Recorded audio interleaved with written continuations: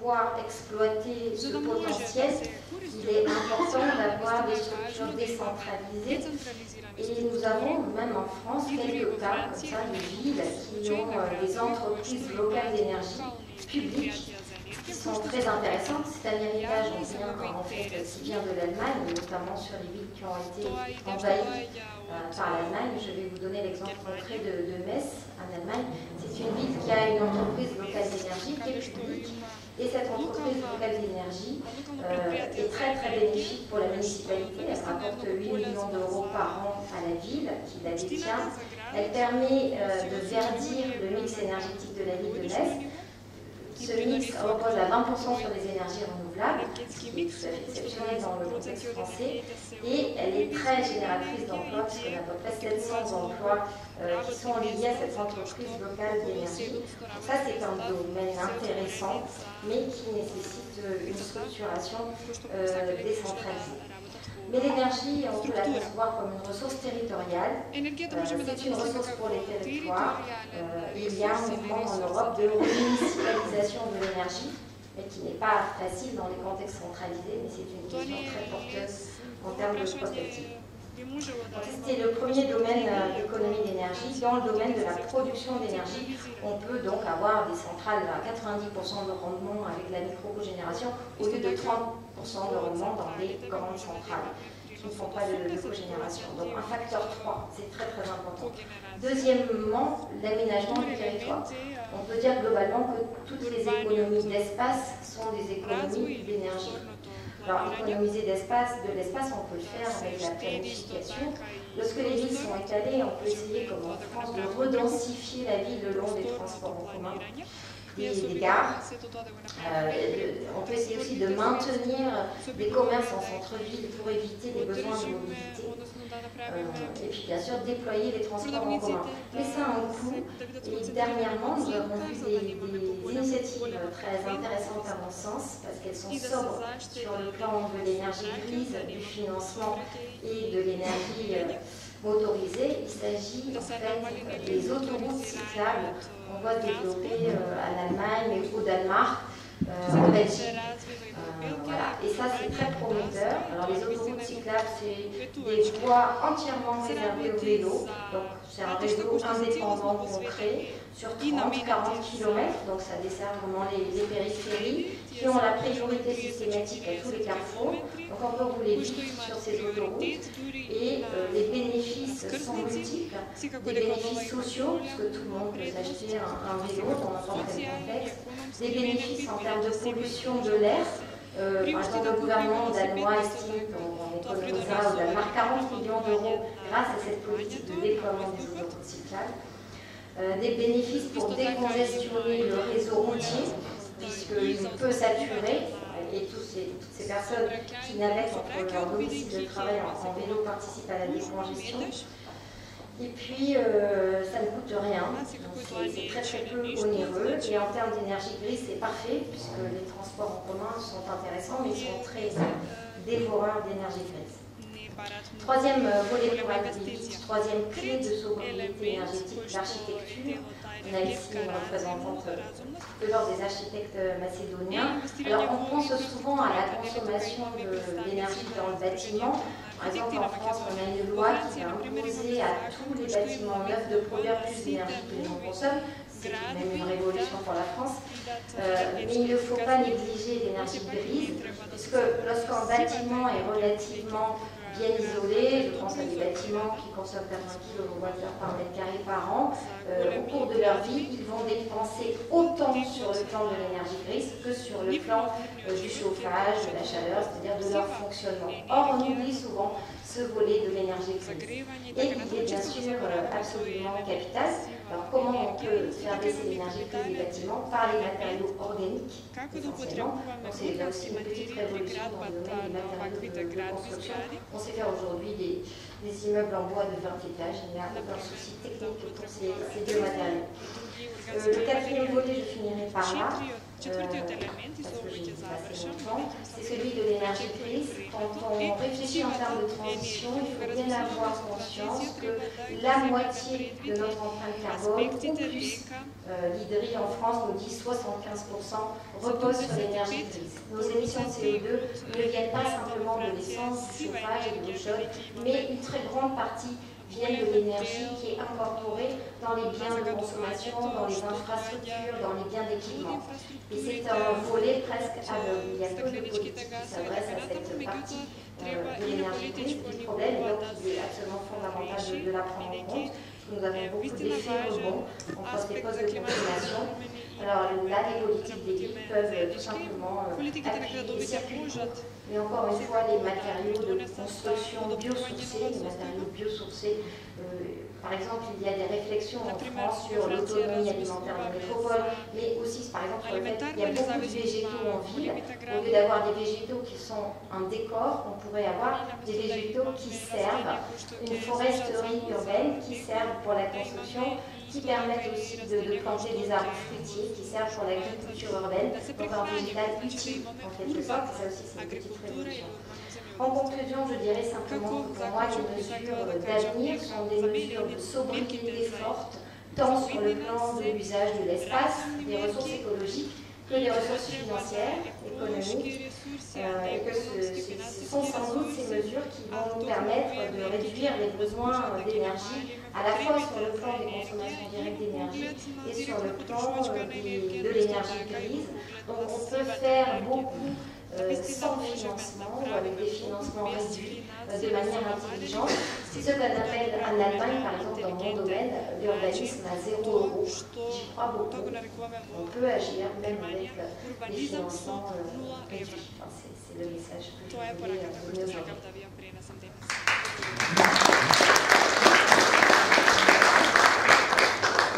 Professor Emiliano, vielen Dank für die sehr interessante Erläuterung der allgemeinen Fragen und Bedingungen und Verhältnisse in Frankreich, aber auch in ganz Europa.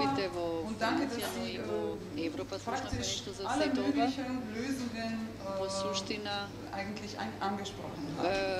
Als nächstes werde ich das Wort Herrn Christian Hartwig. Gospodine Hartwig, imate spor.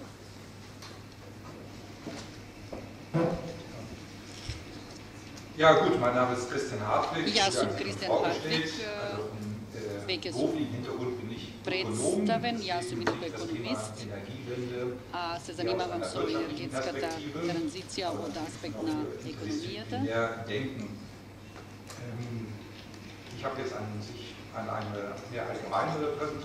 Imam prezentaciju koja što je relativno opšta, a dodeka mojte kolege od Francija naš na dosta specifični temi što se odnesovani do urbanizmot i kako može da se pobrzini ili efikasnost, energetska efikasnost susedova.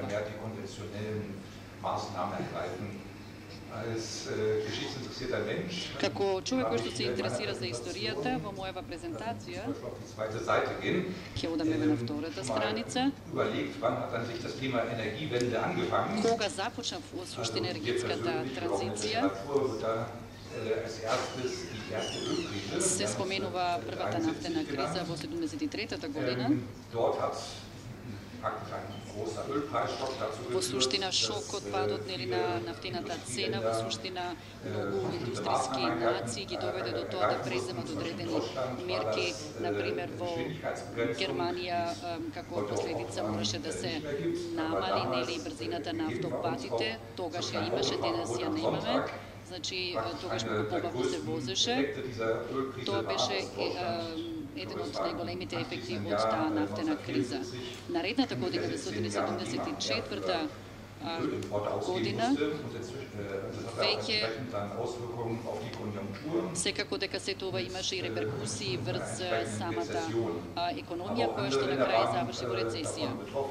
Сите беа засегнати од сето ова. Имаше, се разбери, политички причини. по пучот во Иран, во Суец канал, кризата нели на Суецкиот канал. Сите тие работи придонесоа, се разбира, за една светска криза. Секако дека се жалосни нели ваквите настани, меѓутоа секогаш гледате дека светската политика влија и на енергетската политика. Но би сакал да продолжам со една дефиниција што всушност значи енергетска транзиција. Интересно е да насочиме нашето внимание покрај тоа што веќе господјата амбасадор го спомена тоа дека енергивенде во суштина енергетска транзиција е германски збор, преиземен веќе во многу јазици. На англиски energy transition, француски се преведува нели како транзиција. Меѓутоа во германскиот се говори за венде, тоа е во суштина пресврт. Тоа е нели нагли пресврт, значи ова една нагла промена, но на крајот овој процес сепак е долгорочен или пак е долготраен. А во Германија долго време веќе се занимаваме со овој проблем. Секако дека идејата нели за да се исклучат сите нуклеарки во Германија е поставена или е планирана за 2022 година. Но и политиката се разбира мора нели да води натаму за да може благовремено нели да се спроведе токму оваа политика. Така што нуклеарната политика е дел од енергетската транзиција. Има земји кои што поинаку постапуваат, например некои источни земји пак напротив ја воведуваат дори сега нуклеарната ова енергија, како што е Чешка, например. И секако дека тоа доведува до одредени триења помеѓу земјите. Од чешка страна, например, се планира нуклеарка. Исто така помеѓу Австрија и Словенија и Хрватска постојат, например, такви помали конфликти во однос на тоа дали да се определат за нуклеарната енергија или не. Ако видиме или ако наблюдуваме нешто се случи во Фукушима, тогаш знаеме што значи нуклеарната енергија. Јас нема да можам да се осврнам на сите точки од причини што ми е ограничено времето, меѓутоа децентрализацијата на енергетскиот сектор, значи поголема демократизација е нешто што исто така многу битно, бидејќи ние досега во суштина односно овој дел беше предаден во рацете на големите предпријатија, а сега имаме и мали произведувачи на енергија. Но и во многу држави енергетскиот пазар во суштина е доминиран од страна на големи предпријатија. Тоа е случајот и во Франција. Исто така би сакал дека има три сектори кај енергетската транзиција, значи електричната енергија, но исто така и топлината и мобилноста. Тоа се три сектори кои што влијаат и кои што се засегнати. Во првата дискусија говоривме токму за овие работи, а инаку постојат и два столба, а тоа се обновливите енергии и енергетската ефикасност. Значи не само што треба да ја намалиме енергијата, потрошувачката на енергија, туку исто така ефикасно да ја користиме енергијата. А кои се сега целите на Германија? Говоревме веќе изутринава за целите. Повеќето, како и повеќето индустријски држави, Германија сака да ги намали стакленичките газови, емисиите на стакленички газови, за да се подобри на тој начин животниот квалитет. Исто така други важни аспекти во рамките на сето ова, откако веќе дефиниравме што значи енергетска транзиција, се разбира имплементацијата. Тоа може да се спореди со еден проектен менеджмент. Секако дека треба ефикасен и компетентен тим кој што ќе работи на сето ова. Јас како економист морам да кажам дека можам секако да планирам се што се однесува до економијата, меѓутоа техничкиот дел исто така е битен, бидејќи јас можам да планирам финанси, но не знам дали ќе биде тоа нели технички спроведливо. Значи работиве не се така едноставни како што можеби на почетокот се ги замислуваме. Секако дека треба акцијски план, стратегија. Знаеме дека хартијата трпелива, многу цели може да се стават на хартија, меѓутоа на крајот секако дека следи прашањето што може од сето ова да се имплементира, дали ги имаме средствата на располагање. И би сакали исто така да начнем некои проблеми или при самата имплементација. Се разбира дека постојано мора да има и контроли, може да има грешки при самата проекција. Резултатот е, ако добро се планира, тогаш енергетската транзиција во суштина може да придонесе за зголемување на работни места.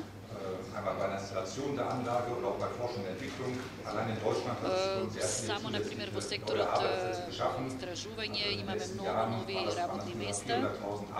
Преку 400.000 нови работни места се директно или индиректно поврзани со енергетската транзиција. Исто така би сакал накратко да начнам некои проблеми при самата имплементација, при кои што може да се појават при акцијски планови и стратегии. Има, се разбира, може да има тука конфликт на интереси меѓу економскиот сектор и екологијата.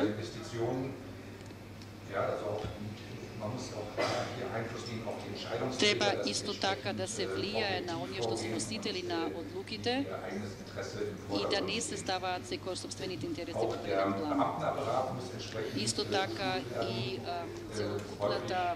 целокупниот персонал мора соодветно да биде едуциран. Често недостасува мотивација покрај тоа што не располагат и со соодветната техничка едукација. За да се направат акцијски планови и стратегии.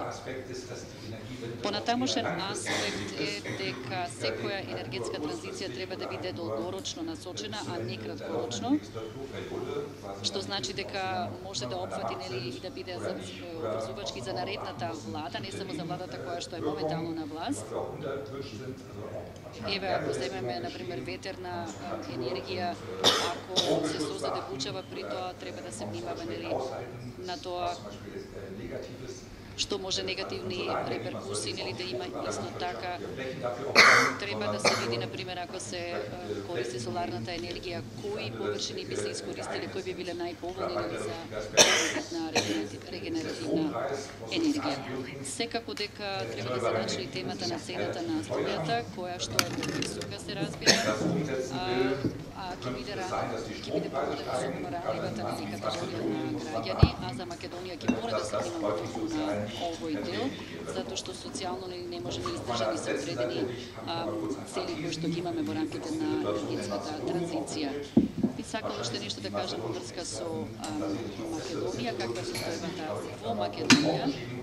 Јас еве начнав неколку теми што мене вака ми падна на ум, што ги имаме секако и во други држави. Мислам дека во Германија имаме полизитиран енергетски пазар, што значи дека имаме делумна либерализација на македонскиот енергетски пазар. Големите предпријатија во суштина го доминираат пазарот. Македонија повеќе увезува енергија и е зависна од увозот на енергија.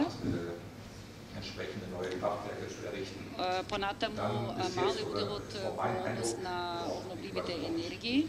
Тука пред се хидроцентралите предначат. И се уште мал е поттикот во суштина може да се каже за обновливи енергии и воопшто за мерките што се преземени во однос на енергетската ефикасност. Што треба да се направи во иднина, кои мерки треба да се преземат, треба значи да се бараат фондови за енергетска ефикасност, треба да се подобри состојбата во однос на образованието, да се децентрализира пазарот и да имаме стабилни, се разбира, законски регулативи.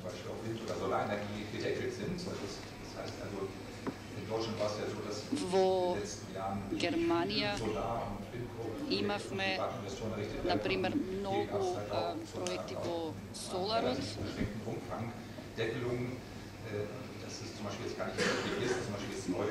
Меѓутоа, сега е, например, тешко некој фотоволтаик уреди да се воведат, значи треба да се види како понатаму ќе поставиме во иднина. Еве, стојам на располагање нели за ова дискусија. Не би сакал еве мојот говор да биде предолг.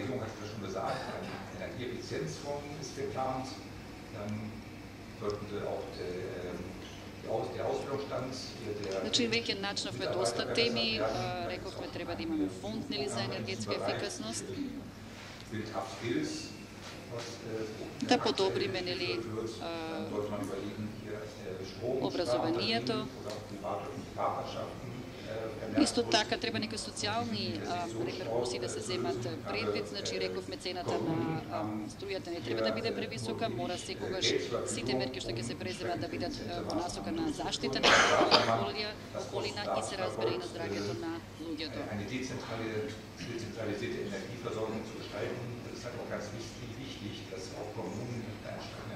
Кога зборуваме за децентрализација во однос на енергетската транзиција, тогаш треба да мислиме на тоа и да им се даде можности на малите предпријатија да се вклучат во овој дел. И на крајот би сакал уште да кажам дека енергетската транзиција мислам дека може економски да се искористи. Во Македонија би може да создадеме многу нови работни места. Но битно е исто така и да се користат, да се црпат искуствата на земјите кои што се веќе понапреднати во овој дел. Не дека во Германија се перфектно нели се спроведе, меѓутоа би може да се користат германските искуства еве во Македонија, за да побрзо може да се спроведат работите во Македонија. Ви благодарам за вашето внимание.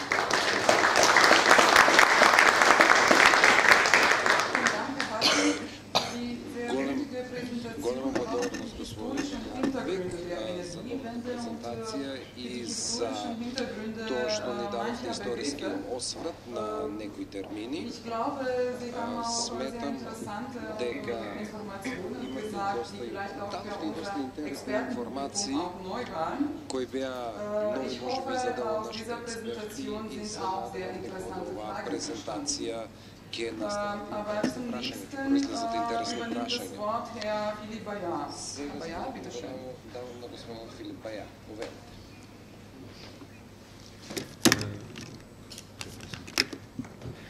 Donc bonjour à tous. Donc, je suis Monsieur Bayard. Je ne suis pas un professionnel effectivement du domaine. Je suis plutôt une personne investie dans le domaine du bois.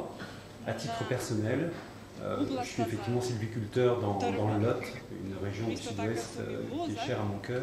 Et moi, je ne vais pas vous parler en termes économiques ni en termes effectivement un peu globaux sur un État ou autre. Je vais vous parler en termes très locaux et sur un vécu et une application personnelle.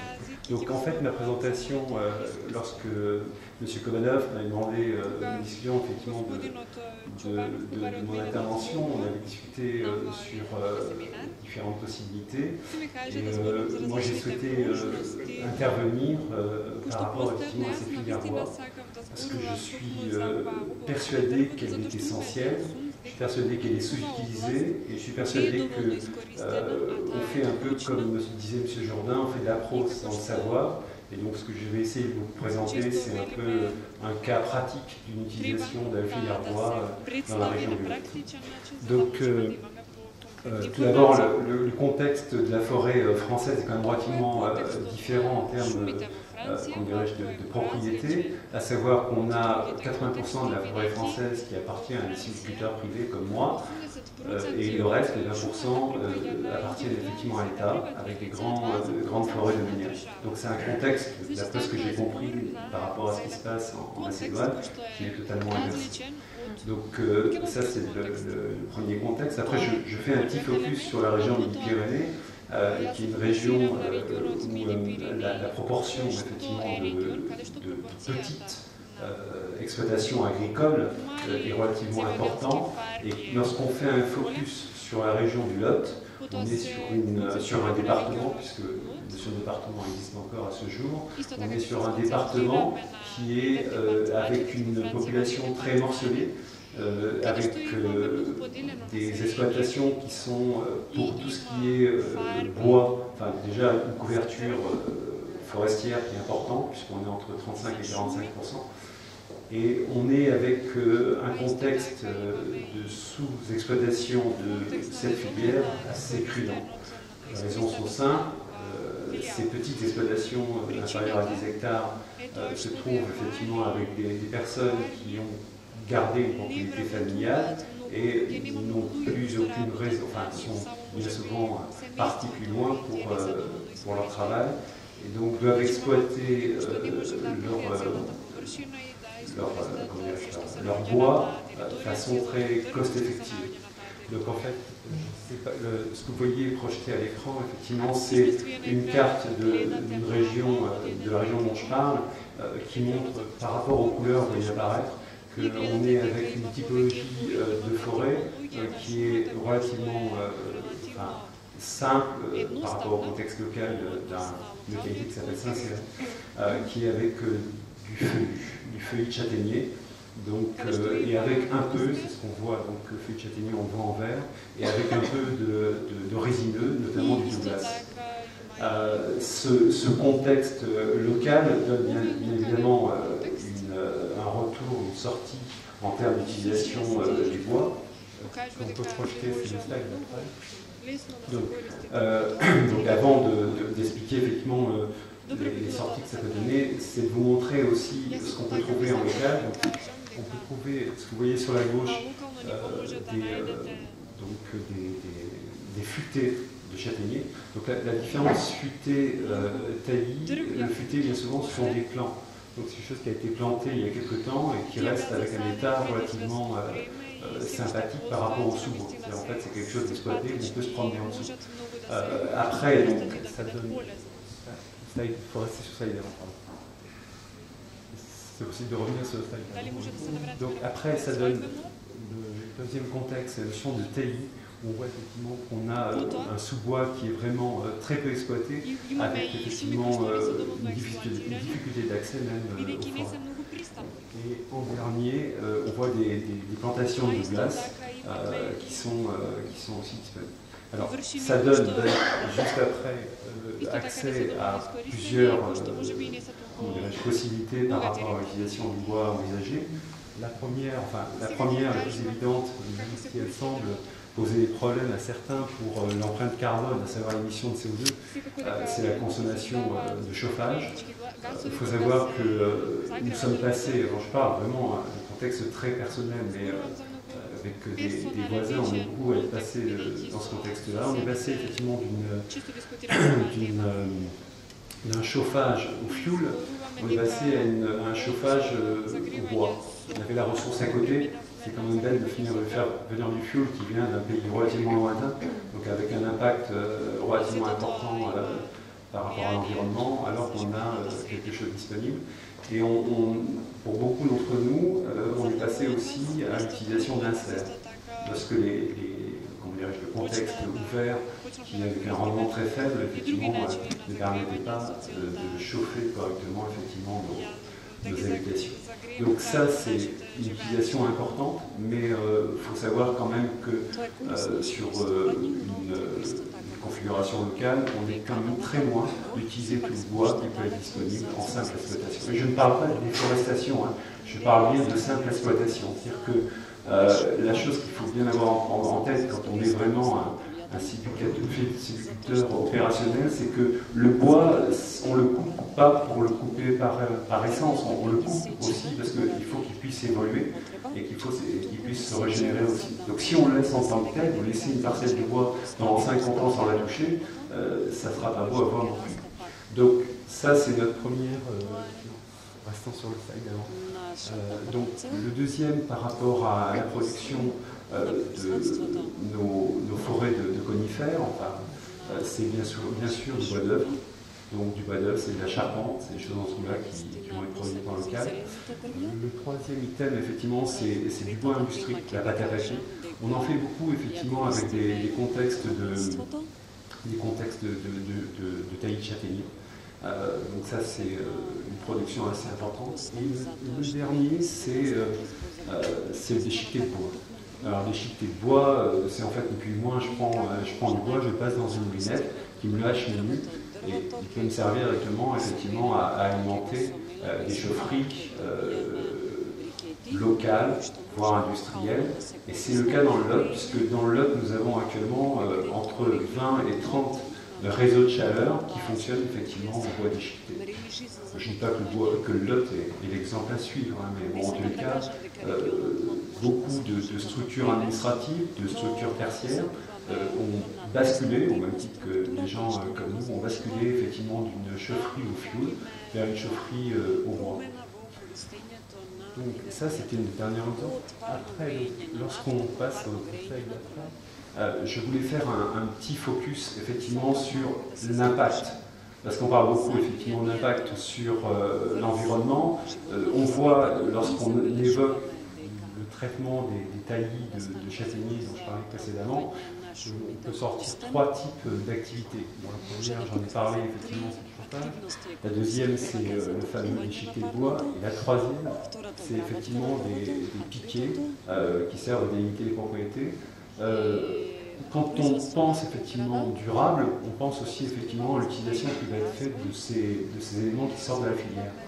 Le premier élément, sur les piquets, on part à l'extérieur. On part des fois relativement loin en France. Donc il y a un impact carbone qui n'est pas négligeable.